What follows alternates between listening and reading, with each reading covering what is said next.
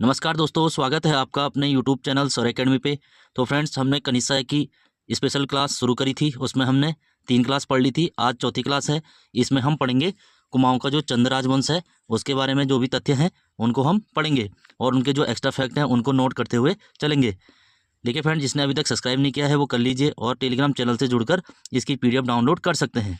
तो चलिए फ्रेंड्स, शुरू करते हैं। देखिए फ्रेंड, आज हम इसमें चंद्रवंश के बारे में बात करेंगे। जो भी उनसे संबंधित क्वेश्चन हैं एग्जाम में पूछे गए हैं उन क्वेश्चनों को हम यहाँ पर कवर करेंगे। सबसे पहले चंद्रवंश की स्थापना की बात करें तो सोमचंद को चंद्रवंश का संस्थापक माना जाता है।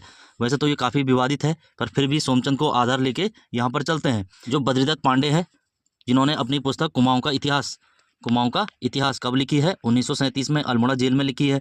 अपनी पुस्तक में कहते हैं कि जो सोमचंद है वो झूसी यानी कि जो प्रयाग है, आज का इलाहाबाद है, वहाँ से आया था। कब आया था? 700 ईस्वी में आया था और इसने चंद्रवंश की स्थापना की है। और एटकिंसन महोदय कहते हैं ये 953 ईस्वी में झूसी यानी कि प्रयाग से आया था। और जो डॉक्टर अजय सिंह रावत हैं वो अपनी पुस्तक उत्तराखंड का समग्र राजनीतिक इतिहास, उसमें कहते हैं कि 1025 ईस्वी में कन्नौज से आया था। कन्नौज से आया था, है ना। कन्नौज कहाँ है? उत्तर प्रदेश में है। देखिए फ्रेंड, जो सोमचंद है वो जब कुमाऊं आता है तो वहाँ का जो अंतिम कत्यूरी शासक है ब्रह्मदेव, उसकी पुत्री से शादी करता है और ब्रह्मदेव इसको कोतवाल छावनी जो चंपावत के अंदर है उसको दही स्वरूप भेंट करता है। वहीं पर ये चंद्रवंश की स्थापना करता है। तो स्थापना के बाद ये सबसे पहले अपने राजकार्यों के लिए 4 किलेदार नियुक्त करेगा। जो 4 किलेदार कौन कौन है? एक तो कार्की है, बोरा है, तड़ागी है और चौधरी है। क्योंकि जब ये कुमाऊं के अंदर आया और इसने देखा कि वहाँ पर जो 4 ये जातियाँ हैं इनका बोलबाला है, इसलिए इनको किलेदार भी नियुक्त करता है।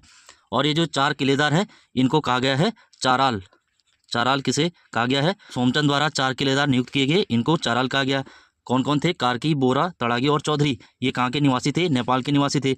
इसने सर्वप्रथम कुमाऊं के अंदर या चंपावत के अंदर एक किला बनाया जिसका नाम था राजबुंगा। कहाँ पर है? चंपावत में है राजबुंगा किला। देखिए फ्रेंड, इसने कुमाऊं में सर्वप्रथम पंचायती राज व्यवस्था की भी शुरुआत की है, जिसमें इसने सबसे पहले गांवों के लिए बूढ़ा या फिर सैना की नियुक्ति की है। तो प्रश्न आएगा, कुमाऊं में पंचायती राज व्यवस्था की शुरुआत किसने की? तो चंदों ने की। चंदों में भी किसने की? तो सोमचंद ने की। इसके लिए इसने गाँव में सबसे पहले बूढ़ा और सैना की नियुक्ति की। और साथ ही साथ जो ये बूढ़ा और सैना होते थे ये गाँव का टैक्स भी कलेक्ट करते थे और पुलिस का भी कार्य करते थे। ये भी आपको याद रखना है। इसके बाद जो इसका उत्तराधिकारी होता है आत्मचंद होता है। इसने कुछ खास किया नहीं। फिर पूर्णचंद आता है, फिर इंद्रचंद आता है जो चौथा शासक है। इसके बारे में हमें एक जानकारी मिलती है, इसने कुमाऊं के अंदर रेशम के कारखाने लगवाए हैं। और जो रेशम का बीज है, रेशम के कीड़े हैं, वो कहाँ से लाया था? चीन से लाया था और नेपाल के रास्ते कुमाऊं लाया था। ये भी आपको याद रखना है। और इसने साथ ही साथ एक प्रथा अपने यहाँ पर प्रचलित की थी, पटरंग वाली प्रथा। पटरंग वाली प्रथा के अंतर्गत होता क्या था? जो रेशम है, जब रेशम को रंगा जाता था, कहा जाता है कि झूठ फैलने से जो रेशम का रंग है वो पक्का होता है, तो ये झूठी अफवाहें फैलाता था, तो जिस कारण इसको नाम दिया गया पटरंग वाली प्रथा। तो ये किसके समय थी? तो चौथा शासक इंद्रचंद। इसके बाद इसका अगला शासक आता है वीणाचंद, जिसका हमें साक्ष्य मिलता है। तो वीणाचंद को कुमाऊं का बिलासी राजा भी कहा जाता है। और इसी के समय जो खस हैं, तो खसों ने कुमाऊं पर अधिकार किया, वीणाचंद को वहाँ पर पराजित किया और जो चंपावत है उसको अपने अधिकार में ले लिया। और लगभग 200 सालों तक जो खस हैं उनका यहाँ पर अधिकार रहता है। देखिए फ्रेंड, 200 सालों बाद एक शासक होता है वीरचंद। वीरचंद जो कि नेपाल का निवासी था, यानी कि नेपाल का रहने वाला था, इन्हीं का कोई वंशज रहा होगा। उसको जो सोन खड़ायत दल है, एक दल हुआ करता था सोन खड़ायत, उसको नेपाल से लाकर कुमाऊं की राजगद्दी पर बैठाते हैं। और उसी के समय एक शासक होता है अशोकचल। तो अशोकचल क्या है? वीरचंद का समकालीन है। यहाँ पर प्रश्न बनता है, अशोकचल का समकालीन जो चंद राजा है वो कौन था? तो वीरचंद था। ये भी आपको याद रखना है। जो वीरचंद ने, इसने सर्वप्रथम किसको हराया है? तो खस राजा स्वपाल को हराया है और कुमाऊं में फिर से चंद्रवंश की शुरुआत की है। ये भी आपको याद रखना है। देखिए फ्रेंड, अगला जो हमें शासक मिलता है 23वें नंबर का शासक मिलता है थोरचंद। ये इंपॉर्टेंट इसलिए है क्योंकि बहुत सारे राइटर हैं, जैसे हैमिल्टन है, इनकी एक बुक है किंगडम ऑफ नेपाल इनकी पुस्तक है और जो 1881 में प्रकाशित होती है, इसमें ये कहते हैं कि चंद्रवंश का संस्थापक कौन था? थोरचंद था। ये नेपाल दरबार में नौकरी करता था। इस टाइप से इसने बहुत सारी कहानियाँ लिखी हैं। तो आपको याद रखना है किंगडम ऑफ नेपाल किसकी पुस्तक है? तो हैमिल्टन की पुस्तक है। इसने किसको माना है चंद्रवंश का संस्थापक? तो थोरचंद को माना है। जबकि ये 23वें नंबर का है, इसके साक्ष्य मिले हैं। और इसका जो टाइम पीरियड है 1261 से लेकर 75 तक इसके साक्ष्य मिले हैं। अगला राइटर है डब्ल्यू फ्रेजर। इनकी एक बुक है reports on Kumaon and Garhwal. Reports on Kumaon and Garhwal किसकी पुस्तक है? तो डब्ल्यू फ्रेजर। ये भी कहते हैं कि थोरचंद क्या था? चंद्रवंश का संस्थापक था। ये किस आधार पर कहते हैं? क्योंकि चंदों में जोशियों का बहुत महत्व था, है ना। जो जोशी थे, हर्षदेव जोशी, कुमाऊं का किंग मेकर कहते हैं इनको, है ना। इनके आधार पर जो डब्ल्यू फ्रेजर है वो कहते हैं कि जो चंद्रवंश का संस्थापक थोरचंद है, क्योंकि हर्षदेव जोशी ने भी किसको माना है, थोरचंद को माना है। तो यहाँ पर प्रश्न आएगा कि हर्षदेव जोशी के अनुसार चंद्रवंश का संस्थापक कौन था, तो थोरचंद था। डब्ल्यू फ्रेजर और हैमिल्टन के अनुसार कौन था, तो वो भी थोरचंद था। ये भी आपको याद रखना है। जबकि इसका टाइम पीरियड कब का है, 1261 से लेकर 75 तक है। अगर थोरचंद चंद्रवंश का संस्थापक होता तो ना ही सोमचंद आता, ना ही कुमाऊं के अंदर रेशम के कारखाने इंद्रचंद विकसित करता, ना ही खसों के अधीन जाता, और ना ही वीरचंद सोपाल को हराकर चंद्रवंश की पुनः स्थापना करता। ये यहाँ पर थोड़ा डाउट पैदा करता है। बस आपको ये याद रखना है, जो थोरचंद है वो 23वें नंबर का शासक है और 1261 से 75 के बीच इसका कार्यकाल है। देखिए फ्रेंड, अगला हमें मिलता है त्रिलोकचंद, जिसका टाइम पीरियड 1296 से लेकर 1303 तक है। ये चंपावत के बाहर कोई क्षेत्र जीतने वाला पहला शासक है जिसने छकाता यानी कि नैनीताल को अपने अधिकार में लिया, और जो बारामंडल परगना है उसको भी अपने अधिकार में लिया। और ये क्षेत्र विजित करने के बाद भीमताल के अंदर एक किला बनाता है। कौन बनाता है, त्रिलोकचंद। तो प्रश्न आएगा, त्रिलोकचंद ने बारामंडल और नैनीताल को जीतकर किला कहाँ पर बनाया, तो भीमताल में बनाया है। अगला जो हमें शासक मिलता है, अभयचंद मिलता है। देखिए फ्रेंड, जो अभयचंद है इसका टाइम पीरियड 1344 से लेकर 74 के मध्य है। यह पहला चंद शासक था जिसका खुद का अभिलेख प्राप्त हुआ है। वो कौन है, अभयचंद है। इसका अपना एक अभिलेख प्राप्त हुआ है जिससे इसके बारे में जानकारी मिलती है। और ये अभिलेख कहाँ से प्राप्त हुआ है, तो चंपावत का जो मानेश्वर नौला है वहाँ से प्राप्त हुआ है। चंद्रवंश का पहला शासक जिसका अभिलेख प्राप्त हुआ है तो वो कौन था, अभयचंद था। कहाँ से प्राप्त हुआ है, मानेश्वर नौला, चंपावत। अगला जो शासक हमें प्राप्त होता है वो गरुड़ ज्ञानचंद जी हैं। गरुड़ ज्ञानचंद, वैसे तो इनका नाम ज्ञानचंद था, गरुड़ की इनको उपाधि दी गई थी। इनका जो टाइम पीरियड है 1374 से लेकर 1420 के मध्य है। ये पहला चंद शासक था जो दिल्ली दरबार गया, और दिल्ली के अंदर सत्ता थी किसकी, तुगलक वंश के शासक फिरोज शाह तुगलक की सत्ता थी। इसने उसको कुछ उपहार भेंट किए और फिरोज शाह ने बदले में इसको गरुड़ की उपाधि दी थी। अगर प्रश्न आया कि ज्ञानचंद को गरुड़ की उपाधि किसने दी, तो फिरोज शाह तुगलक ने दी। देखिए फ्रेंड, जो गरुड़ ज्ञानचंद है इसका राजचिन्ह क्या था, तो गरुड़ था। ये भी आपको याद रखना है। वैसे तो चंदों का राजचिन्ह गाय है, कई बार प्रश्न आया है कि चंदों का राजचिन्ह क्या था, गाय था। जबकि गरुड़ ज्ञानचंद इसका राजचिन्ह क्या था, गरुड़ था। जिससे ये अनुमान लगाया जाता है कि जो गरुड़ ज्ञानचंद है वो विष्णु का उपासक रहा होगा, क्योंकि विष्णु का राजचिन्ह क्या है, गरुड़ है। ये भी आपको याद रखना है। अगला जो पॉइंट इसके बारे में मिलता है, ये पहला शासक था जिसने अपने नाम के आगे महाराजा धीराज की उपाधि धारण की थी। तो महाराजा धीराज की उपाधि धारण करने वाला पहला चंद शासक भी कौन था, ये ज्ञानचंद था। ये भी आपको याद रखना है। देखिए फ्रेंड, अगर हम इसके सेनापति के बारे में बात करें तो इसके सेनापति थे नीलू कटैत, जो नेपाल के कपरौली के रहने वाले थे। नीलू कटैत कहाँ का था, नेपाल के कपरौली का रहने वाला था। नीलू कटैत को इसने एक उपाधि दी थी कुमैया खिल्लत। कुमैया खिल्लत मुख्य रूप से एक पोशाक होती थी जो राजा प्रदान करता था। तो कुमैया खिल्लत की उपाधि किसे दी गई, नीलू कटैत को दी गई।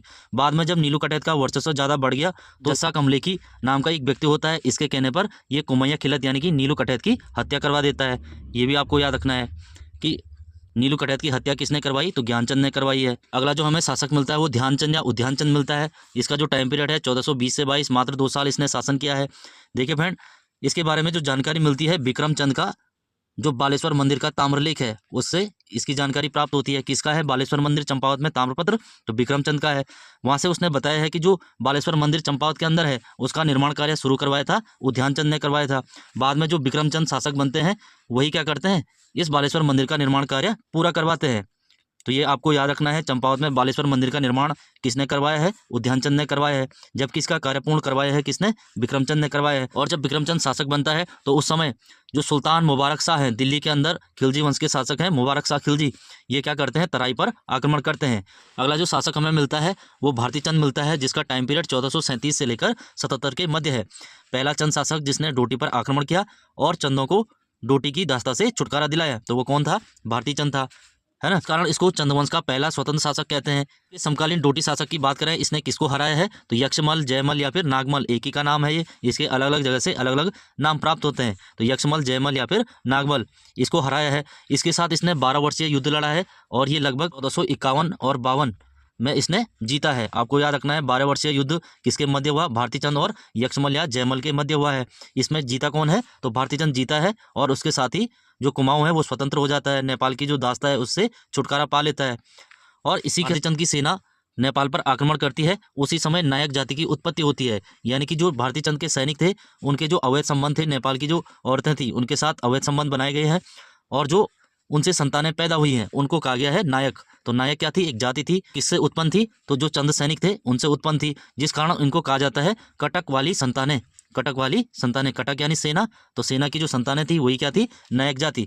बाद में इन्हीं के लिए अधिनियम बनता है, नायक बालिका रक्षा अधिनियम, नायक जाति अधिनियम, ये पढ़े होंगे आपने। तो यहीं से वो उत्पन्न हुए हैं। अगला है रतनचंद। देखिए फ्रेंड, जो रतनचंद है ये किसका पुत्र था? भारती चंद का पुत्र था। ये पहला शासक है जिसने सोर यानी कि जो आज का पिथौरागढ़ है, पिथौरागढ़ के अंदर भूमि बंदोबस्त करवाया था।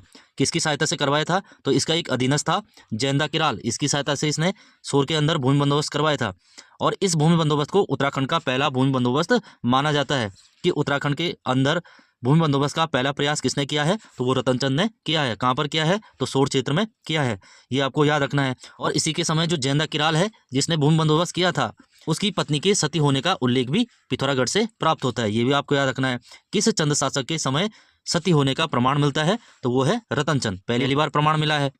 अगला हमें जो शासक मिलता है कीर्तिचंद या किरातीचंद शासक मिलता है, जिसका जो टाइम पीरियड है 1487 से लेकर 1505 ईस्वी तक है। और इसके समय जो गढ़वाल शासक हैं वो अजयपाल है, अजयपाल है ना। और अजयपाल का जो टाइम पीरियड है 1490 से लेकर 1519 तक, 1519 में इनकी मृत्यु होती है। तो ये किसका समकालीन है? कीर्तिचंद का समकालीन है। देखिए फ्रेंड, जो कीर्तिचंद है वो नाथ संप्रदाय का अनुयायी था और इसके द्वारा बहुत सारे युद्ध जीते गए हैं, बहुत सारे क्षेत्रों को कब्जे में लिया गया है, कुमाऊं क्षेत्र में विस्तार किया गया है, जिसमें से बारामंडल एक था। और बानड़ी देवी जो अल्मोड़ा के अंदर है उसके पूर्व में बिसौत कोट, खगमरा कोट, शूनरा कोट, कैराड़ो और बोराड़ो, साथ ही साथ इसने फालदा कोट अल्मोड़ा के अंदर और कश्यप कोटवाली जो नैनीताल में है, इन सारे क्षेत्रों को अपने अधीन ले लिया है। देखिए फ्रेंड, यही प्रश्न अभी हाल ही में जो स्टेनो का पेपर हुआ था उसमें पूछा गया था कि कीर्तिचंद ने कौन सा क्षेत्र अपने अधीन नहीं किया था। तो वो सारे थे जिसमें आंसर आया था सभी, उसमें कैराड़ो, बोराड़ो, शूनरा कोट, बिसौत कोट, खगमरा कोट और बारामंडल, ये सारे दिए गए थे, है ना। तो ये आपको याद रखना है किस राजा ने कौन से युद्ध जीते हैं। और अगला पॉइंट है, यह पहला चंद शासक था जिसने गढ़वाल पर आक्रमण किया है। तो ये भी आपको याद रखना है कि पहला चंद शासक जिसने गढ़वाल पर आक्रमण किया है। और गढ़वाल पर मैंने बताया है अजयपाल का शासन था। अजयपाल को ये परास्त करता है और जो लोहापगढ़ है उस पर कब्जा करता है, वहाँ लूट मचाता है। बाद में अजयपाल और कीर्तिचंद के बीच एक संधि होती है और जो देघाट अल्मोड़ा के अंदर है उसको सीमा के रूप में निर्धारित किया जाता है ना। ये आपको याद रखना है कौन से क्षेत्र को सीमा के रूप में निर्धारित किया गया, तो देघाट अल्मोड़ा। अगला है भीष्मचंद, जो हमें प्राप्त होता है भीष्मचंद होता है। देखिए फ्रेंड, भीष्मचंद के समय डोटी में विद्रोह होता है, जिस कारण ये अपने पुत्र कल्याणचंद को डोटी भेजता है और अपने आप पाली और शूनरा जो अल्मोड़ा के अंदर है वहाँ का विद्रोह दबाने के लिए चला जाता है और इसमें सफल भी हो जाता है। तो आपको याद रखना भीष्मचंद का पुत्र कौन है? कल्याणचंद। इसको कहाँ भेजा इसने? तो नेपाल में विद्रोह के लिए भेजा। मैंने बताया था ना, जो भारती चंद है उसने नेपाल को अपने अधीन कर लिया था, कुमाऊं को स्वतंत्र करके नेपाल को अपने अधीन कर लिया था। तब से नेपाल क्या है? चंदों के अधीन है। तो इसी के समय नेपाल में विद्रोह होता है, स्वतंत्र घोषित किया जाता है नेपाल को, और ये विद्रोह को दबाने के लिए कल्याणचंद को वहाँ भेजता है। और पाली एवं शूनराकोट जो अल्मोड़ा के अंदर है वहाँ पर भी विद्रोह हो रहा होता है, वहाँ खुद जाता है और विद्रोह को समाप्त करता है। देखिए बहन, इतने सारे विद्रोह होने के बाद ये सोचता है कि जो चंदों की राजधानी है यानी कि भीष्मचंद का जो राज्य है उसकी राजधानी बिल्कुल सेंटर में होनी चाहिए, यानी कि बीचों बीच होनी चाहिए, ताकि राजधानी को बचाया जा सके, है ना। तो ये क्या करता है? सबसे पहले राजधानी बनाने का निर्णय लेता है। कहाँ पर लेता है? तो अल्मोड़ा के अंदर लेता है। वहाँ पर एक कोट का निर्माण करता है, कोट यानी कि किले का निर्माण करता है, जिसका नाम है खगमरा कोट या फिर खगमरा का किला। इसका निर्माण कौन करता है? तो भीष्मचंद करता है। कहाँ पर करता है? तो अल्मोड़ा में करता है। तो ये भी आपको याद रखना है, अल्मोड़ा के अंदर खगमरा किले का निर्माण किसने कराया है? तो भीष्मचंद ने कराया है। देखिए फ्रेंड, जैसे ही राजधानी परिवर्तन हो रही होती है उसका लाभ उठाकर जो रामगढ़ का एक शासक होता है, रामगढ़ का गढ़पति, एक छोटे से गढ़ का एक शासक होता है, गजवा ठिंगा, गजवा ठिंगा है ये, गजवा ठिंगा, ये क्या करता है? भीष्मचंद की हत्या कर देता है और राजधानी स्थानांतरित से पहले इसकी हत्या हो जाती है। बाद में इसका पुत्र कल्याणचंद शासक बनता है, जिसका टाइम पीरियड 1545 से लेकर 65 तक है। ये अपने पिता की इच्छा पूर्ण करने के लिए सबसे पहले राजधानी को अल्मोड़ा ट्रांसफर करेगा और अल्मोड़ा के अंदर जो खसिया कोला पहाड़ी है वहाँ पर 1563 में नेल पोखर के किले का निर्माण कराएगा और जो आलमनगर है उसकी स्थापना करेगा। आलमनगर किसका नाम है? तो अल्मोड़ा का नाम है। ये आपको याद रखना है कि अल्मोड़ा की स्थापना किसने की है या आलमनगर की स्थापना किसने की है? तो वो कल्याणचंद ने की है। किसका पुत्र था? तो भीष्मचंद का पुत्र था। पिता की इच्छा के लिए इसने राजधानी चंपावत से उठाई और कहाँ ले आया? अल्मोड़ा के अंदर ले आया। बाद में इसने अल्मोड़ा में ही लाल मंडी किले का निर्माण कराया है, जिसको बाद में अंग्रेजों ने विजित किया और इसका नाम हो गया फोर्ट मायरा, फोर्ट मोयरा, है ना। तो ये किसने बनाया था? कल्याणचंद ने बनाया था। देखिए फ्रेंड, बाद में ये अपने साम्राज्य विस्तार के लिए लड़ाइयाँ लड़ता है, जिसमें सबसे पहला जो राज्य है मणकोटी राज्य। तो मणकोटी राज्य जहाँ का शासक है नारायण चंद। इससे पहले मैंने कत्यूरों की जो शाखा थी उसमें बताया था मणकोटी राज्य की स्थापना किसने की है ना, बताए थे मैंने। कत्यूरी बहुत सारे भागों में बढ़ जाते हैं, छोटे छोटे टुकड़ों में, तो उसमें एक राज्य था मणकोटी राज्य। तो जिन्होंने इससे पहले की क्लास नहीं देखी है वो जाके देख सकते हैं। देखिए फ्रेंड, जो मणकोटी राज्य है वहाँ का शासक था नारायण चंद। इसको परास्त करके मणकोटी राज्य को चंद राज्य में मिलाता है। तो प्रश्न आएगा, मणकोटी राज्य को चंद राज्य में किसने मिलाया? तो वो मिलाया है कल्याणचंद ने मिलाया है। देखिए फ्रेंड, इसका एक ताम्रपत्र मिलता है। कहाँ से मिलता है? कल्पानी गाड़ बेटा, ये कहाँ पर है? पिथौरागढ़ के अंदर है, जिसमें इसको कहा गया है महाराजाधिराज कल्याण चंद्र देव, महाराजाधिराज कल्याण चंद्र देव। तो महाराजाधिराज की उपाधि धारण करने वाला ये दूसरा शासक है, ये भी आपको याद रखना है। अगला जो हमें शासक मिलता है वो रुद्रचंद मिलता है। किसका पुत्र है? तो ये कल्याण चंद का पुत्र है। इसका जो टाइम पीरियड है 1565 से लेकर 97। देखिए फ्रेंड, इसके समय महाराष्ट्र यानी कि जो मराठा साम्राज्य है वहाँ से एक कवि आते हैं जिनका नाम है अन्नद देव। इन्होंने एक बुक लिखी है, एक पुस्तक लिखी है, स्मृति कौतुम्ब ग्रंथ। इसमें ये कहते हैं कि जो रुद्रचंद है वो अपने आप तो विद्वान है ही, ऊपर से विद्वानों को आश्रय देने वाला भी है। तो यहाँ पर प्रश्न आएगा, किस शासक को विद्वान तथा विद्वानों को आश्रय देने वाला बताया गया है? तो वो रुद्रचंद है। किसने बताया है? तो मराठी कवि अनंत देव ने बताया है। कौन सी पुस्तक में बताया है? तो स्मृति कौतुम्ब ग्रंथ में बताया है। तो ये 3-4 पॉइंट है। आपको प्रश्न आएगा, रुद्रचंद ने सामाजिक व्यवस्था के लिए किस पुस्तक की रचना की है? तो वो कौन सी है? त्रिवेणिक धर्म निर्णय, ये आपको याद रखना है। इसी पुस्तक के आधार पर इसने नियम बनाए हैं, कुमाऊं के अंदर जो रूल है वो लागू किए हैं। इसके द्वारा संस्कृत में और ग्रंथ भी लिखे गए हैं, जैसे उषा रुद्र गोदया है, सैनिक शास्त्र है जो पक्षी आकेट पर, आकेट यानी कि शिकार है ना, पक्षी आकेट पर, और एक बुक और है ययाति चरितम। तो ये सारे जो ग्रंथ हैं, त्रिवेणिक धर्म निर्णय, उषा रुद्र गोदया, सैनिक शास्त्र, ययाति चरितम, ये सारे संस्कृत भाषा में लिखे गए हैं। और किसने लिखी है? रुद्रचंद ने लिखी है। इससे प्रतीत होता है कि ये एक विद्वान शासक रहा होगा। देखिए फ्रेंड, इसने साथ ही साथ अपने राज्य के खर्चे पर युवाओं को पढ़ने के लिए काशी और कश्मीर भेजा, काशी और कश्मीर। तो प्रश्न आएगा, किस शासक ने राज्य के खर्चे पर युवाओं को पढ़ने के लिए काशी और कश्मीर भेजा? तो वो थे रुद्रचंद। देखिए फ्रेंड, अगर इसके समकालीन शासक की बात करें, मुगलों में कौन था? अकबर था, है ना। देखिए फ्रेंड, अकबर का एक अधिकारी है बीरबल, इसके बारे में आपने पढ़ा होगा। तो ये बीरबल को पुरोहित बनाता है जिससे अकबर का संरक्षण प्राप्त हो सके। अकबर के अधीन काम करने के लिए बीरबल को अपना पुरोहित यानी कि पंडित नियुक्त करता है, और उसकी सहायता से अकबर के साथ दोस्ती हो जाती है और उसके संरक्षण में काम करता है। तो इसने अकबर की अधीनता कब स्वीकार की? ये भी आपको याद रखना है। 1587 ईस्वी में अकबर की अधीनता स्वीकार की है। किसने की है? तो रुद्रचंद ने की है। और ये लाहौर में अकबर से भेंट करता है। कब करता है? तो 1588 में ये अकबर से मिलने जाता है लाहौर के अंदर। जिसके बाद अकबर रुद्रचंद को तराई का जो माल परगना है उसको भेंट स्वरूप देता है, इसके अंडर में छोड़ देता है ना। इसके जो सामाजिक कार्य है उसके लिए इसने छयोड़ा और छयोड़ियों की नियुक्ति की। छयोड़ा यानी कि घरों में काम करने वाले लड़की और लड़के होते हैं, उनकी नियुक्ति की है रुद्रचंद ने, जिनको कहा गया है छयोड़ा और छयोड़ियाँ। साथ साथ इसने जनता को एक नाम दिया है, पौड़ी, 15 और बिस्वा। इस नाम से इसने जनता को संबोधित किया है ना। जनता के वर्ग थे ये, पौड़ी, 15 और बिस्वा जनता के वर्ग थे। ये किसने कहा है? रुद्रचंद ने कहा है। और कैनी जो खस होते थे इनकी नियुक्ति भी इसके द्वारा की गई। कैनियों का काम क्या था? कि गाँव से जो भी टैक्स के रूप में अनाज आया है तो उस अनाज को कहाँ पहुँचाना है? राज दरबार तक पहुँचाना है। किसका काम था? कैनियों का काम था।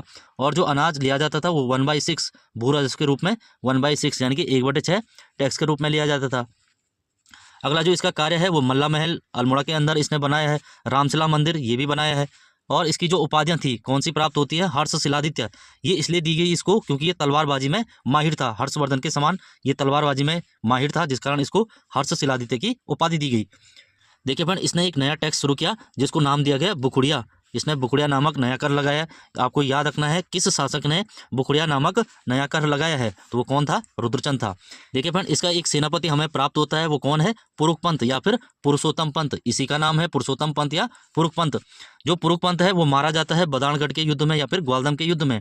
तो ग्वालदम का युद्ध कब होता है? 1581 में होता है, रुद्रचंद और बलभद्र शाह के मध्य, जो गढ़वाल के शासक हैं। बलभद्र शाह इसमें विजयी होते हैं, ये भी आपको याद रखना है।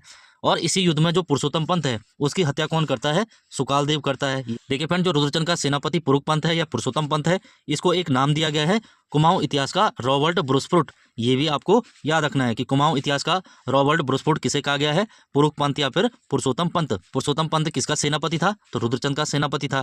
किस युद्ध में पुरुषोत्तम पंत मारा गया? तो ग्वालदम के युद्ध में मारा गया है। ग्वालदम का युद्ध कब हुआ? 1581। वैसे तो शिव प्रसाद डबराल कहते हैं कि 1591 में ये युद्ध हुआ था, बाकी जो राइटर हैं वो 81 मानते हैं, है ना। तो दोनों आपको याद रखना है। नेक्स्ट जो हमें शासक मिलता है वो लक्ष्मीचंद मिलता है, जिसका टाइम पीरियड 1597 से लेकर 1621 तक है। देखिए फ्रेंड, जो लक्ष्मीचंद है वो रुद्रचंद का छोटा पुत्र है, जबकि बड़ा पुत्र कौन था? शक्ति गोसाई। शक्ति गोसाई। शक्ति गोसाई वैसे तो बड़ा पुत्र राजा बनता है, शक्ति गोसाई इसलिए नहीं बनाया गया क्योंकि ये जन्मांध था। जन्मांध यानी कि जन्म से अंधा था, जिस कारण राजा बनाना पड़ा किसको? रुद्रचंद को बनाना पड़ा। और रुद्रचंद के समय जो सारी नीतियां होती थी, राजनीति होती थी, वो शक्ति गोसाई की होती थी, जिस कारण इसको कहा गया कुमाऊं का धृतराष्ट्र। धृतराष्ट्र। तो प्रश्न आएगा, कुमाऊं का धृतराष्ट्र किसे कहते हैं? तो शक्ति गोसाई को कहते हैं। कौन था ये? रुद्रचंद का पुत्र था और लक्ष्मीचंद का बड़ा भाई था। देखिए फ्रेंड, अगला है इसके द्वारा अनेक पदों का भी निर्माण किया गया। जैसे सरदार, सरदार होता था परगने का अधिकारी, परगने का अधिकारी, जिसके अंडर परगने का जो कर है, जो टैक्स है, वो सारा होता था। वो कौन लेता था? सरदार। दूसरा था फौजदार, फौजदार कौन होता था? सेना का अधिकारी होता था। नेगी, नेगी एक पद था, ना कि एक जाति, ये पद था। कौन सी पोस्ट थी ये? राज्य के जो छोटे कर्मचारी होते हैं उन्हें क्या कहा गया है? नेगी। और इनको काम करने के बदले में क्या दिया जाता था? दस्तूर या फिर नेक दिया जाता था। ये भी आपको याद रखना है। देखिए फ्रेंड, लक्ष्मीचंद ने 2 कचहरियाँ भी बनाई हैं। एक तो न्योवाली, न्योवाली, और दूसरी है बिस्टाली। कचहरियाँ थी ये, कोर्ट थे। बिस्टाली, न्योवाली तो सामान्य जनता के लिए थी। सामान्य जनता को अगर न्याय पाना है तो न्योवाली में जाएगा, और सैनिकों को अगर न्याय पाना है तो बिस्टाली कचहरी में जाएगा। तो दोनों याद रखना है कि न्योवाली और बिस्टाली नामक कचहरियाँ किसने बनवाई हैं? तो वो लक्ष्मीचंद ने बनवाई हैं। अगर हम बात करें बागेश्वर मंदिर, इसका इसने जीर्णोद्धार कराया है, 1602 के अंदर कराया है। देखिए फ्रेंड, जो लक्ष्मीचंद है इसने गढ़वाल पर 7 असफल आक्रमण किए हैं और 8वीं बार में ये युद्ध जीता है। और गढ़वाल का शासक कौन है? मानसा है, मानसा, जिसके ऊपर इसने 7 बार आक्रमण किया है। 7वां बार ये परास्त हुआ है और 8वीं बार ये युद्ध जीता है। और मानसा का जो सेनापति है कौन था? खतड़ सिंह। ये मारा जाता है, जिस कारण कुमाऊं के अंदर एक त्यौहार मनाया जाता है, खतोड़वा त्यौहार। खतोड़वा त्यौहार जो आज भी है, पशुओं के लिए है ना, पशुओं के लिए है। और इस खतड़ सिंह की हत्या की बात करें तो कौन करता है? तो लक्ष्मीचंद का सेनापति गेंडा सिंह, गेंडा सिंह। ये भी आपको याद रखना है। लक्ष्मीचंद का सेनापति कौन था? गेंडा सिंह था। किसकी हत्या करता है? तो मानसा के सेनापति खतड़ सिंह की। इसी उपलक्ष्य में कुमाऊं के अंदर खुशी में एक त्यौहार मनाया जाता है, खतोड़वा त्यौहार, जो आज भी प्रचलन में है। पढ़ा होगा आप लोगों ने, है ना। इसके जो समकालीन शासक की बात करें तो जहांगीर मुगलों में है, और जहांगीर की एक आत्मकथा है जहांगीरनामा, जिसमें लक्ष्मीचंद का उल्लेख मिलता है कि कुमाऊं का जो सबसे धनी शासक है वो लक्ष्मीचंद है। तो कुमाऊं का सबसे धनी शासक लक्ष्मीचंद है, इसके नाम में ही लक्ष्मी है। इसके डर के मारे लोग साग सब्जियां छतों में उगाते थे, क्योंकि इसने इतने टैक्स लगाए थे। तो अमीर तो हो गई। नेक्स्ट जो हमें प्राप्त होता है दिलीप चंद होता है, 1621 से लेकर 24 के मध्य। देखिए फ्रेंड, जो पिथौरागढ़ के अंदर एक किले का निर्माण करवाता है वो कौन करवाता है? दिलीप चंद कराता है। और इसके जो सलाहकार होते हैं सुखराम कार्की, विनायक भट्ट और पीरू गोसाई, ये तीनों इसके सलाहकार है। सुखराम कार्की, विनायक भट्ट, पीरू गोसाई किसके दरबार में सलाहकार थे? तो दिलीप चंद के दरबार में सलाहकार थे। देखिए फ्रेंड, इनका चंदों के इतिहास में बहुत बड़ा महत्व है, तो ये आपको याद रखना है। देखिए फ्रेंड, जो सुखराम कार्की और विनायक भट्ट, पीरू गोसाई हैं, जैसे ही दिलीप चंद की मृत्यु होगी, दिलीप चंद की मृत्यु किससे होती है? क्षय रोग से होती है। क्षय रोग यानी कि टीबी से मारा जाता है ये। बाद में जो कुमाऊं के अंदर शासक बनता है वो विजयचंद बनता है। ये मात्र कठपुतली है किसका? सुखराम कार्की, विनायक भट्ट और पीरू गोसाई का। क्या करते हैं? विजयचंद की हत्या कर देते हैं। तो विजयचंद की हत्या किसने की है? सुखराम कार्की, विनायक भट्ट और पीरू गोसाई। और जो तिरमल चंद है, इन्हीं के समय जो लक्ष्मीचंद का पुत्र है वो तिरमल चंद है, वो अभी तक शासक नहीं बना है। अभी तक कौन बने हैं? दिलीप चंद बना है, विजयचंद बना है। जबकि उत्तराधिकारी कौन था? तिरमल चंद था, लक्ष्मीचंद का पुत्र तिरमल चंद। वो भागकर गढ़वाल जाता है। गढ़वाल में शासक है महीपति शाह, तो महीपति शाह उसे संरक्षण देता है ना। और बाद में जब विजयचंद की हत्या होती है तो जो तिरमल चंद है वो महीपत शाह की सहायता से कुमाऊं की गद्दी प्राप्त करता है 1625 से लेकर 38 के बीच, जिसका टाइम पीरियड है। किसकी सहायता से प्राप्त करता है? तो महीपति शाह की सहायता से प्राप्त करता है। ये शासक बनते ही सबसे पहले तिरमल चंद सुखराम कार्की की हत्या करवा देता है ना। जो विनायक भट्ट है उसकी आंखें निकलवा देता है, और जो पीरू गोसाई है उसको देश निकाला दे देता है। तो ये आपको याद रखना है। सुखराम कार्की की हत्या किसने की है? विनायक भट्ट की आंखें किसने निकलवाई हैं? और पीरू गोसाई को देश निकाला किसने दिया है? तो तिरमल चंद ने दिया है। तो तिरमल चंद किसकी सहायता से कुमाऊं की गद्दी प्राप्त करता है? तो महीपति शाह की सहायता से प्राप्त करता है। देखिए फ्रेंड, इसके बाद अगर तिरमल चंद के कार्यों की बात करें तो ये सबसे पहले रसोई के नियम बनाता है।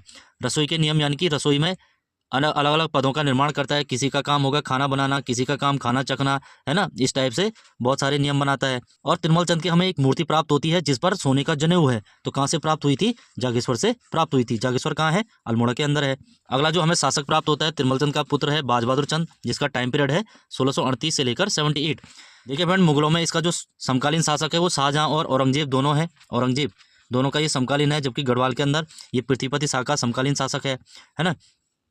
ये क्या करता है? जैसे ही राजा बनेगा सबसे पहले दिल्ली के अंदर जाएगा, उनका आशीर्वाद लेगा, क्योंकि जो चंद हैं वो मुगलों के अधीन काम कर रहे हैं। और शाहजहां इसको बहादुर और जमींदार की उपाधि देता है, बहादुर के साथ साथ जमींदार। तो प्रश्न आएगा, बाज बहादुर चंद को बहादुर की उपाधि किसने दी है? तो शाहजहां ने दी है। जमींदार की उपाधि किसने दी है? तो वो भी शाहजहां ने दी है।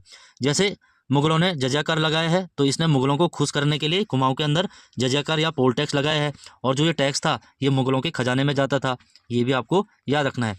देखिए फ्रेंड, एकमात्र चंद शासक है बाज बहादुर चंद, जिसका चित्र प्राप्त हुआ है। और ये चित्र कहाँ रखा गया है? तो न्यूयॉर्क संग्रहालय में, न्यूयॉर्क संग्रहालय में। तो प्रश्न आएगा, किस चंद शासक का चित्र न्यूयॉर्क संग्रहालय में है? तो वो बाज बहादुर चंद का है। इसका एक अधीनस्थ जो कर्मचारी होता है काशीनाथ अधिकारी, तो इसके समय ये काशीपुर की स्थापना करता है। जबकि बाज बहादुर चंद एक नगर बसाता है, उसका नाम है बाजपुर। बाजपुर कहाँ है? उधम सिंह नगर में है। बाजपुर में 3 नगर हैं, एक तो काशीनाथ अधिकारी ने बसाया है काशीपुर, और बाजपुर बसाया है बाज बहादुर चंद ने, और रुद्रपुर बसाया है रुद्रचंद ने। रुद्रचंद ने कौन सा बसाया है? रुद्रपुर। तो तीनों कहाँ है? तराई में है, यानी कि उधम सिंह नगर में है। अगर इसके निर्माण कार्यों की बात करें तो हरिया डूंगरी में जो शिव मंदिर है इसका निर्माण कराया है। एक हथिया देवाल का निर्माण भी इसी ने करवाया है। एक हथिया देवाल कहाँ है? पिथौरागढ़ के अंदर है। उत्तराखंड में एलोरा के समान कौन सा मंदिर है? तो एक हथिया देवाल है, जो भगवान शिव को समर्पित है। एलोरा कहाँ है? महाराष्ट्र में स्थित है। एक पत्थर को काटकर जो बनाया गया मंदिर है वो एलोरा में है, और उत्तराखंड के अंदर एक हथिया देवाल के अंदर है ना। तो ये आपको याद रखना है, कौन सा मंदिर उत्तराखंड में एलोरा के समान है? तो एक हथिया देवाल। देखिए फ्रेंड, इसके अगर अभियानों की बात करें, अभियानों में इसने सबसे पहले पृथ्वीपति शाह के समय बदाणगढ़, लोहागढ़ और जूनागढ़ पर आक्रमण किया और उन क्षेत्रों को विजित किया, और वहाँ से जो नंदा देवी की मूर्ति थी उसको अल्मोड़ा लाकर नंदा देवी परिसर में स्थापित करवाया है। तो ये भी आपको याद रखना है कि गढ़वाल से नंदा देवी की मूर्ति अल्मोड़ा में किसने स्थापित करवाई है? तो वो था बाज बहादुर चंद। साथ ही साथ बेगार पर रोक लगाने वाला ये पहला शासक भी था, है ना। जो कुली बेगार होती है उस पर रोक लगाने वाला पहला शासक कौन था? बाज बहादुर चंद था। अगला इसके बारे में हम देखें तो शाइस्ता खान। शाइस्ता खान कौन था? औरंगजेब का एक सेनापति होता है, जिसको औरंगजेब दक्षिण भारत जीतने के लिए भेजता है, और इस अभियान में बाज बहादुर चंद भी हिस्सा लेता है, अपनी सेना लेकर शाइस्ता खान की मदद करता है। अगला जो हमें शासक मिलता है उद्योगचंद मिलता है, जिसका टाइम पीरियड 1678 से लेकर 98 के मध्य है। देखिए फ्रेंड, उद्योगचंद नेपाल पर आक्रमण करने वाला दूसरा शासक है, और सर्वाधिक बार नेपाल पर आक्रमण भी इसी ने किए हैं। सबसे पहले 1678 में बदाणगढ़ यानी कि गढ़वाल के अंदर आक्रमण करता है, जिसमें इसका जो सेनापति है मैसू शाह वो मारा जाता है। बाद में ये अपना नेपाल अभियान शुरू करता है। नेपाल पर सर्वाधिक बार ये आक्रमण करता है, जैसे मैंने बताया है। तो सबसे पहले ये नेपाल पर कब आक्रमण करता है? तो 1683 और 85 के मध्य ये आक्रमण करता है, जो नेपाल की ग्रीष्मकालीन राजधानी है अजमेरगढ़, है ना, तो उस पर ये कब्जा करता है। उसके बाद ये पुनः आक्रमण करता है 1688 के अंदर, जो खैरागढ़ है। खैरागढ़ कहाँ है? नेपाल के अंदर है, उस पर कब्जा करता है। और इसी के साथ 1688 में एक संधि होती है, जिसको नाम से जाना जाता है खैरागढ़ की संधि। खैरागढ़ की संधि ये तो 1688 में, ये भी आपको याद रखना है। अगर हम बात करें 1696 में ये तीसरी बार आक्रमण करता है नेपाल के ऊपर, जिसमें इसका जो सेनापति है शिरोमणि जोशी वो मारा जाता है। और जैसे ही शिरोमणि जोशी मारा जाएगा तो ये युद्ध न करने की शपथ लेता है, युद्ध को त्याग देता है कि जीवन में कभी भी युद्ध नहीं करेगा। तो ये भी आपको याद रखना है कि वो कौन सा चंद शासक है जिसने युद्ध न करने का निर्णय लिया। तो वो कौन था? उद्योगचंद था। जैसे भारत के अंदर सम्राट अशोक, है ना, कलिंग युद्ध के बाद युद्ध न करने का निर्णय लिया। गढ़वाल के अंदर अजयपाल था, है ना, जो उप्पूगढ़ का युद्ध जहाँ कप्पू चौहान मारा जाता है उसके बाद युद्ध नहीं करता है कभी, वैसे ही कुमाऊं के इतिहास में उद्योगचंद है। तो ये आपको याद रखना है। अगला पॉइंट है जो इसके कार्य में देखें, इसने उद्योग चंद्रेश्वर मंदिर, ये उद्योग है, उद्योग चंद्रेश्वर मंदिर अल्मोड़ा के अंदर है। पुरा सुंदरी मंदिर ये भी अल्मोड़ा के अंदर है। पार्वतीश्वर मंदिर ये भी अल्मोड़ा के अंदर है। तो इसने इनका निर्माण कराया है। दस्से का छज्जा, है ना, दस्से का छज्जा ये भी किसने बनवाया है? उद्योगचंद ने बनवाया है। तो ये इसके द्वारा बनाए गए कुछ महत्वपूर्ण स्थान है, तो ये आपको ध्यान रखना है। देखिए फ्रेंड, इसके समय शिवाजी यानी कि जो मराठा पेशवा है शिवाजी है, इनके दरबार का एक कवि है मतीराम, वो कुमाऊं आता है और जो मतीराम है इसने एक ग्रंथ की रचना की है जिसका नाम है फूल मंजरी। तो प्रश्न आएगा फूल मंजरी किसकी किताब है या किसका ग्रंथ है? तो मराठा कवि मतीराम, है ना, मतीराम का है। अगला जो हमें शासक मिलता है वो ज्ञानचंद मिलता है। देखिए फ्रेंड, ज्ञानचंद के बारे में सबसे पहले एक पॉइंट है कि ज्ञानचंद ने जब गढ़वाल विजय की, गढ़वाल के जो बदाणगढ़ है उस पर आक्रमण किया, उस क्षेत्र को जीता है, और वहाँ से जो नंदा देवी की सोने की मूर्ति है, स्वर्ण प्रतिमा है, उसको अल्मोड़ा लाकर नंदा देवी परिसर में स्थापित करवाया है। ये भी आपको याद रखना है। जबकि इससे पहले हमने पढ़ा था जो बाज बहादुर चंद है वो नंदा देवी की मूर्ति लाता है, बट वो सोने की नहीं रहती है ना, नंदा देवी की मूर्ति लाता है, वो भी अल्मोड़ा के नंदा देवी परिसर में स्थापित करवाता है। और जो ज्ञानचंद है वो सोने की मूर्ति लाता है। तो दोनों आपको ध्यान रखने हैं, कौन सोने की लाया है, कौन नॉर्मल मूर्ति लाया है। अगला पॉइंट है 1703 के अंदर दुधौली का युद्ध होता है। दुधौली है ये, 1703 के अंदर दुधौली का युद्ध होता है ना। इसको अन्य नाम से जाना जाता है जिसका नाम है महल चौरी का युद्ध, जिसमें ये फतेह शाह को परास्त करता है। पॉइंट है 1704 के अंदर ये बैजनाथ में बद्रीनाथ मंदिर का निर्माण भी करवाता है। तो बैजनाथ में बद्रीनाथ मंदिर का निर्माण किसने कराया है? तो ज्ञानचंद सेकेंड, ज्ञानचंद सेकेंड, ये भी आपको ध्यान रखना है। अगला जो हमें शासक मिलता है वो जगतचंद मिलता है, जिसने 1708 से लेकर 20 तक मात्र 12 वर्ष शासन किया है, और इसी के टाइम को कुमाऊं का स्वर्णकाल कहा जाता है। तो ये इंपॉर्टेंट क्वेश्चन है कि कुमाऊं का स्वर्णकाल किस शासक के काल को कहा जाता है? तो जगतचंद उसका उत्तर हो जाएगा। हम बात करें, इसके ऊपर एक बुक लिखी गई है जिसका नाम है जगत चंद्रिका। ये किसने लिखी है? पद्मदेव पांडे ने लिखी है। ये भी आपको याद रखना है कि जगत चंद्रिका पुस्तक के लेखक कौन है? पद्मदेव पांडे। किसके ऊपर लिखी गई है? जगतचंद के ऊपर लिखी गई है। इसी से जगतचंद के बारे में उल्लेख मिलता है। और इसका एक ताम्रपत्र प्राप्त होता है जिजाड़। जिजाड़ जिजाड़ कहाँ है? चंपावत में है। और एक है बरम ताम्रपत्र। बरम ताम्रपत्र ये कहाँ पर है? पिथौरागढ़ में है। तो दोनों याद रखने हैं। जिजाड़ और बरम ताम्रपत्र का संबंध किससे है? तो जगतचंद से इनका संबंध है। देखिए फ्रेंड, जगतचंद का गढ़वाल आक्रमण होता है 1715 के अंदर और ये फतेह शाह को पराजित कर श्रीनगर पर अधिकार करता है। इसकी जो जानकारी है कहाँ से प्राप्त होती है? तो मुजफ्फर आलम एक लेखक हुए हैं, इनकी पुस्तक है उत्तर भारत में साम्राज्य संकट, अवध और पंजाब। इसके अनुसार जो जगतचंद है इसने गढ़वाल को 1715 में जीता है। ये भी आपको ध्यान रखना है। मुजफ्फर आलम की पुस्तक कौन सी है? उत्तर भारत में साम्राज्य संकट, अवध और पंजाब। साथ ही साथ बताया जाता है कि इसने जुआरियों पर कर लगाया है। तो जुआरियों पर कर लगाने वाला पहला शासक कौन था? तो वो भी जगतचंद था। और 1720 में अंत में इसकी मृत्यु चेचक के कारण होती है। अगला जो शासक हमें प्राप्त होता है देवीचंद होता है, जिसका टाइम पीरियड 1720 से लेकर 26 तक, मात्र 6 साल इसने शासन किया है। और इसको कुमाऊं का मोहम्मद बिन तुगलक, जैसे भारत के इतिहास में मोहम्मद बिन तुगलक पागल बादशाह था, वैसे ही कुमाऊं के अंदर देवीचंद था। देखिए फ्रेंड, इसके समय दिल्ली का एक शहजादा साबिर शाह ये कुमाऊं आता है, जिसको ये शरण देता है। तो प्रश्न आएगा, दिल्ली के शहजादे साबिर शाह को किसने कुमाऊं में शरण दी? तो वो देवीचंद ने दी है। साथ साथ इसने देवीपुर नगर बसाया है। कहाँ पर बसाया है? तो तराई में, उधम सिंह नगर में इसने एक नगर बसाया है देवीपुर। और तराई का मुख्यालय काशीपुर से देवीपुर ट्रांसफर किया है। ये भी आपको ध्यान रखना है। देखिए फ्रेंड, देवीचंद के समय जो बिष्टों का बोलबाला होता है उसमें कौन कौन है? एक माणिक बिष्ट गैड़ा और दूसरा पूर्णमल गैड़ा। पूर्णमल बिष्ट और माणिक बिष्ट, ये आपको ध्यान रखना है कि बिष्टों का बोलबाला या फिर बिष्टों के अधीन किसने काम किया है? तो देवीचंद। देवीचंद एकमात्र कठपुतली था। किसका था? तो माणिक बिष्ट और पूरनमल का ये कठपुतली था। देखिए फ्रेंड, अगला जो शासक बनता है वो अजीत चंद बनता है।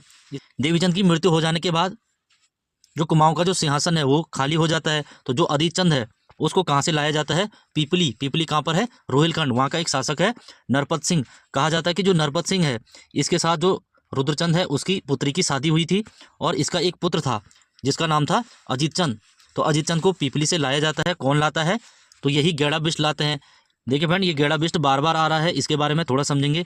तो गैड़ा बिष्ट में दो लोग मुख्यतः हैं, एक तो पूरनमल और एक है माणिक बिष्ट। इनको कहा गया है गैड़ा। तो प्रश्न ये आता है, कुमाऊं में गैड़ा गर्दी किसके समय चरम पर थी? तो वो किसके समय थी? अजीत चंद के समय थी, क्योंकि ये इसको कहाँ से लाते हैं? पीपली से लाते हैं। दूसरा, बाद में इसी की ये हत्या कर देते हैं। तीसरा, गैड़ागर्दी क्यों कहा गया है? क्योंकि ये जनता पर बहुत सारे टैक्स ठोक देते हैं, बहुत सारे टैक्स लगाते हैं, जिससे जनता परेशान हो जाती है, जिस कारण कुमाऊं इतिहास का जो गैड़ागर्दी है वो कहा गया है अजीत चंद के समय को। बाद में यही गैड़ा यानी कि पूरनमल और माणिक बिष्ट ये क्या करते हैं? अजीत चंद की हत्या कर देते हैं। फिर से कुमाऊं का जो सिंहासन है वो खाली हो जाता है। उसके बाद हमें शासक मिलता है कल्याणचंद चतुर्थ यानी कल्याणचंद फोर्थ। इस कल्याणचंद जो चतुर्थ है इसका टाइम पीरियड 1730 से लेकर 47 के मध्य है। देखिए फ्रेंड, कल्याणचंद आता कहाँ से है? तो जो कल्याणचंद है तो ये अनूप तड़ागी, हीरा चौधरी ये क्या करते हैं? डोटी जाते हैं, वहाँ से एक शासक को लाते हैं जिसका नाम है कल्याण सिंह, और ये कल्याण सिंह को कल्याणचंद के नाम से गद्दी पर बैठाते हैं। बाद में कल्याणचंद शासक बनते ही सबसे पहले जो गैड़ा है ना, माणिक बिष्ट तोड़मल, इनकी ये हत्या करवा देता है। तो यहाँ पर गैड़ागर्दी समाप्त हो जाती है। तो यहाँ पर प्रश्न आता है, गैड़ागर्दी किसके समय समाप्त हुई या गैड़ागर्दी को किसने समाप्त किया? तो कल्याणचंद चतुर्थ ने किया है। कल्याणचंद चतुर्थ कहाँ का रहने वाला था? तो नेपाल यानी कि डोटी का रहने वाला था। इसको कौन लाया था? अनूप तड़ागी और हीरा चौधरी लाए थे। इसके कार्यों की बात करें तो अल्मोड़ा में इसने चौमला महल का निर्माण कराया, और इसके जो समय की मुख्य घटना है तो कुमाऊं पर रोहिलों का आक्रमण है। कब होता है ये आक्रमण? ये बहुत बार एग्जाम में आता है। 1743 से लेकर 45 के मध्य ये आक्रमण होता है, और इसमें इसकी जो मदद करता है प्रदीप शाह करता है। कैसी मदद करता है? पहले तो सैन्य सहायता देता है, जिसमें कल्याणचंद और प्रदीप शाह की सेना रोहिलों से पराजित हो जाती है। बाद में जो रोहिला है वो कल्याणचंद से 3 लाख रुपए मांगते हैं, जो कल्याणचंद पे नहीं रहते हैं, क्योंकि इससे जो पहले है कुमाऊं के अंदर गैड़ागर्दी चल रही है, उन्होंने पूरे कुमाऊं को लूट लिया है और कुमाऊं के अंदर धन नहीं है, जिस कारण जो प्रदीप शाह है अपने राजकोष से 3 लाख रुपए देते हैं। तो यहाँ पर प्रश्न आता है, रोहिला आक्रमण के दौरान कल्याणचंद चतुर्थ की मदद किसने की है? तो प्रदीप शाह ने की है। या फिर किन शासकों के काल को कुमाऊं और गढ़वाल का मित्रता काल कहा जाता है? तो वो कौन है? प्रदीप शाह और कल्याणचंद है। ये भी आपको ध्यान रखना है। अगला जो हमें शासक प्राप्त होता है वो दीपचंद प्राप्त होता है, जिसका टाइम पीरियड 1747 से लेकर 77 यानी कि 77 तक है। देखिए फ्रेंड, जो ये दीपचंद है ये अल्प आयु में गद्दी पर बैठता है, और इसका जो संरक्षक है कौन है? शिवदेव जोशी है, और साथ ही साथ इसका ये सेनापति भी है। इसी के समय जो मेहरा और फरत्याल है इनका संघर्ष आरंभ होता है। मेहरा सोचता है हमारा बोलबाला हो, फरत्याल कहते हैं हमारा बोलबाला हो। तो इसमें मेहरा विजयी होते हैं, है ना। तो मेहरा दीपचंद को अपना राजा घोषित करते हैं, ये भी आपको ध्यान रखना है। और इसी के समय एक युद्ध होता है तामा ढोंड का युद्ध। ये कब होता है? जून 1755 को होता है, जिसमें शिवदेव जोशी और गणपति यानी कि गढ़वाल नरेश प्रदीप शाह के बीच होता है। देखिए फ्रेंड, जो दीपचंद था इसने पानीपत के तीसरे युद्ध में भाग लिया है। प्रश्न आता है कि पानीपत के तीसरे युद्ध में किस चंद शासक की सेना ने भाग लिया है, तो दीपचंद ने भाग लिया है। ये मुगलों की ओर से जो अहमद शाह अब्दाली था उसकी साइड से इसने युद्ध लड़ा था, मराठों के विरुद्ध युद्ध लड़ा था। तो किसने लड़ा था, जो दीपचंद था उसने लड़ा था। अल्मोड़ा के अंदर एक मंदिर का निर्माण कराया है, दीप चंद्रेश्वर मंदिर, तो अपने नाम से कराया है। देखिए फ्रेंड, इसके समय एक बक्सी होता है, बक्सी यानी कि सेनापति, तो सेनापति का नाम है मोहन सिंह रौतेला। ये क्या करता है, 1717 के अंदर दीपचंद को कैद करता है और इसकी हत्या कर देता है। दीपचंद और इसकी पत्नी की हत्या कर देता है। कहाँ पर करता है, तो सीराकोट जो कुख्यात कारागृह है, सीराकोट, सीरा कहाँ है, पिथौरागढ़ के अंदर है। सीरा यानी कि डीडी हाट है ना, सीरा डीडी हाट का पुराना नाम है। तो वहाँ जेल में रखता है और 1717 में दीपचंद और उसकी पत्नी की हत्या करवा देता है और मोहनचंद के नाम से कुमाऊं की गद्दी पर बैठ जाता है। और जो युद्ध है किस नाम से जाना जाता है, तो हल्द्वा का युद्ध। हल्द्वा युद्ध किसके बीच हुआ, दीपचंद और मोहन सिंह रौतेला के मध्य हुआ। ये युद्ध जीतने के बाद जो मोहनचंद है वो 1777 से लेकर 79 पहली बार कुमाऊं की गद्दी पर बैठता है, प्रथम बार, क्योंकि ये 2 बार शासक बनने वाला चंद शासक है, इसलिए प्रथम बार 1777 से लेकर 79। देखिए फ्रेंड, इस समय जो कुमाऊं की जनता है वो मोहनचंद से परेशान है। और जो हर्षदेव जोशी है, शिवदेव जोशी का पुत्र हर्षदेव जोशी, ये क्या करता है, गढ़वाल के शासक ललित शाह, गढ़वाल में कौन है, ललित शाह, जो प्रद्युमन शाह के पिता हैं, तो उनकी सत्ता है, उनको कुमाऊं आक्रमण का न्योता देता है। जिस कारण जो ललित शाह हैं वो कुमाऊं आक्रमण करते हैं और मोहनचंद को यहाँ पर हरा देते हैं, पराजित करते हैं। इसमें जो ललित शाह का सेनापति होता है प्रेमपति खंडूड़ी होता है, जिसके नेतृत्व में द्वाराहाट पर कब्जा होता है। और बाद में 1779 अल्मोड़ा के अंदर जो बगवाली पोखर है वहाँ पर एक युद्ध होता है, जिसको किस नाम से जाना जाता है, बगवाली पोखर का युद्ध। इसमें मोहनचंद भागकर लखनऊ चले जाता है और कुमाऊं की गद्दी फिर से खाली हो जाती है। और जो ललित शाह है उसके 4 पुत्र होते हैं, जिसमें सबसे बड़ा जयकृत शाह है, उसके बाद प्रद्युमन शाह है। तो प्रद्युमन शाह जो दूसरे नंबर का पुत्र है उसको कुमाऊं की गद्दी पर बैठा देते हैं और गढ़वाल की गद्दी पर जयकृत शाह को बैठाते हैं। तो दोनों के पास अपना अपना राज्य चले जाता है। और जो प्रद्युमन शाह है वो प्रद्युमन चंद के नाम से 1779 से लेकर 86 इसके बीच प्रद्युमन चंद के नाम से कुमाऊं के अंदर शासन करता है। देखिए फ्रेंड, जो प्रद्युमन चंद है उसकी नज़र हमेशा से ही गढ़वाल के ऊपर है, अपनी ज़मीन के ऊपर है कि मैं गढ़वाल का शासक बनूं, जिस कारण ये जोशी बंधु गढ़वाल आक्रमण का आदेश देता है। जोशी बंधु यानी कि जो हर्षदेव जोशी है, हर्षदेव जोशी इसका सेनापति है ना, मंत्री भी है, सेनापति भी है। ये क्या करता है, जोशियों को गढ़वाल आक्रमण का आदेश देता है। और ये जो जोशी हैं 1785 में कुमाऊं से सेना लेकर गढ़वाल पर आक्रमण करते हैं और वहाँ लूटपाट मचाते हैं, जिस घटना को कहा जाता है जोशियाड़ा। तो जोशियाड़ा आपको याद रखना है। जोशियाड़ा क्या है कि जब प्रद्युमन शाह ने हर्षदेव जोशी को गढ़वाल में आक्रमण करने के लिए भेजा तो उन्होंने गढ़वाल को जीता और श्रीनगर में लूटपाट मचाई है, उसी को क्या कहते हैं, जोशियाड़ा कहते हैं। देखिए फ्रेंड, इसको जीतने के बाद 1786 के अंदर जो प्रद्युमन शाह है वो श्रीनगर चले जाते हैं। एक बार फिर कुमाऊं की गद्दी खाली हो जाती है और जो मोहनचंद है इस अवसर का लाभ उठाकर दूसरी बार फिर से अपने भाई लाल सिंह की सहायता से कुमाऊं की गद्दी प्राप्त करता है। 1787 से लेकर 88 यानी कि 1 साल तक ये शासन करता है।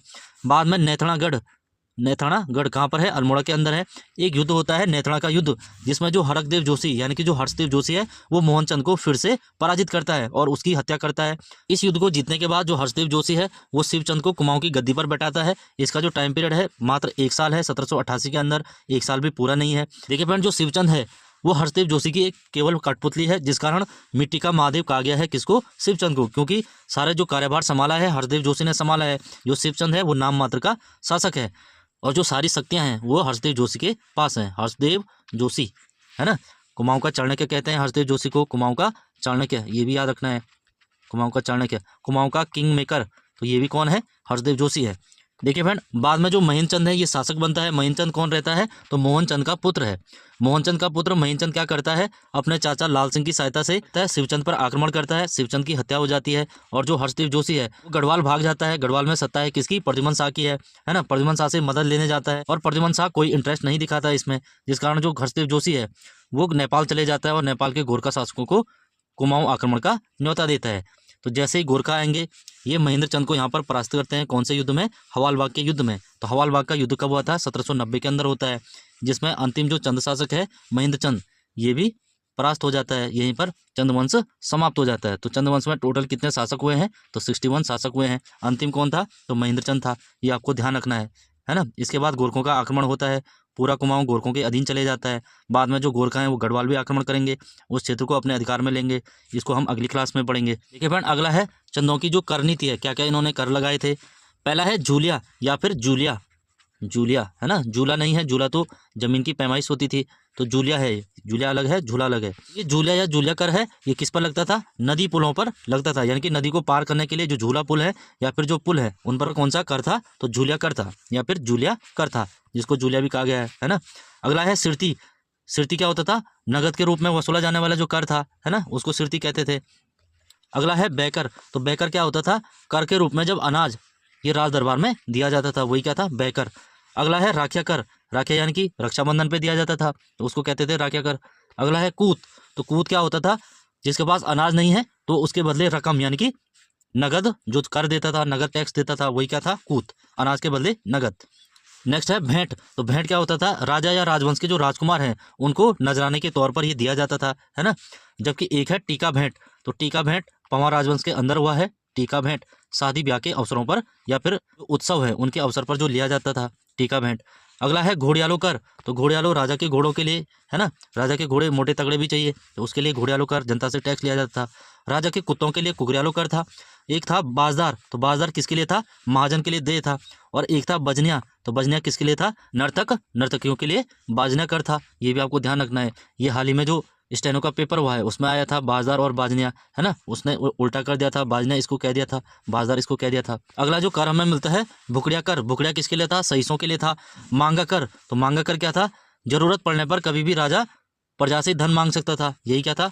मांगा कर था। यानी कि जरूरत खासकर ये युद्ध के समय होती थी, है ना। युद्ध के समय जब अकाल पड़ता था, पैसे की कमी होती थी, तो जनता से लिया जाता था 1 रुपये प्रत्येक परिवार, है ना।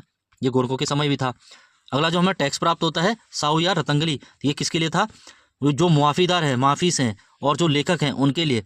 ये भी आपको ध्यान रखना है, लेखकों के लिए कौन सा कर था। अगला है खैणी कपिनी। तो खैणी कपिनी क्या था? कुली बेगार था, है ना। अगला है कटक। कटक यानी सेना, तो सेना के लिए था। अगला है शुक। राजा के मुकर्रर पर जो नजराना दिया जाता था, जब राज तिलक होगा उस पर जो नजराना दिया जाएगा शुक कर है, ये भी ध्यान रखना है। नेक्स्ट है कमीणचारी या फिर सयाणाचारी। किसके लिए था? ये कमीण या जो सयाणे होते थे, क्या होते थे? ये परगने अधिकारी। परगनों में जो टैक्स वसूलने वाले होते थे वो कमीण या सयाणे होते थे। उनके लिए कौन सा कर था? कमीणचारी या फिर सयाणाचारी कर था। वो अपना काम करेंगे तो उसके लिए उनको पैसा भी तो देना पड़ेगा, तो उसके लिए कौन सा कर था? कमीण या फिर सयाणाचारी। अगला है गरखा नेगी कर। तो ये किसके लिए था? पटवारी हेतु लिया जाने वाला कर था। पटवारी जो भी काम करेगा उसकी जो सैलरी है इससे दी जाएगी। अगर हम चंदों के सैन्य संगठन की बात करें तो चंदों के पास एक शक्तिशाली सेना हुआ करती थी। इसमें ज़्यादातर क्या होते थे? जो पैदल सैनिक होते थे और घुड़सवार सैनिक होते थे।